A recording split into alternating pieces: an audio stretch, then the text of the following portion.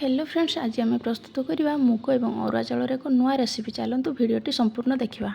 मुझे मुग और अरुआ चाउल प्रथम मु मुग को भल भाव प्रेसर सिझे पूरा प्रस्तुत गैस रे कढ़ई बसाई कढ़ई को भल भाव गरम करने यापर मुग को से ढालीदेली। यार आवश्यक अनुसार चीनी मेल्ट पर्यंत भल भाव घाटुवा। अल्प पान मधुरी दे पूरा को भल भाव सुखाई नवा। आम यहाँ कढ़ई बाहर करने कढ़ई परिष्कार करनवा। आम कढ़ईटी परिष्कार कर भल भाव गरम करनवा एवं से अल्प किछि पानी ढाली स्वाद अनुसार लुण देवा। पानी फुटीगला से गुंड कर रखि चूना को आम ढालीदेवा एवं एहीपरि भाव खली प्रस्तुत करवा।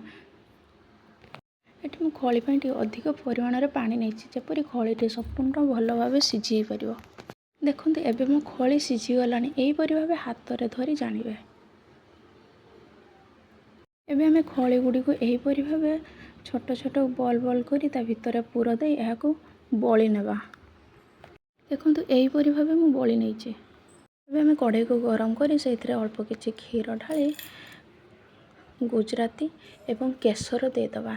एटी मु क्षीर रे पानी ऐड करछि। आपण चाहिए खाली क्षीर रे भी रेसिपीटी तैयारी कर परिबे। क्षीरटी भल भाव फुटी हो जापर एवं यार कलर चेंज होगा आम से आवश्यक अनुसार चीनी देदेबा।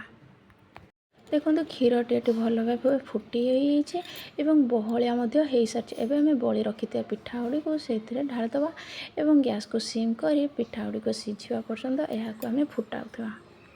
देखो ये आम पिठाटी अल्प अल्प सिझी आसलानी।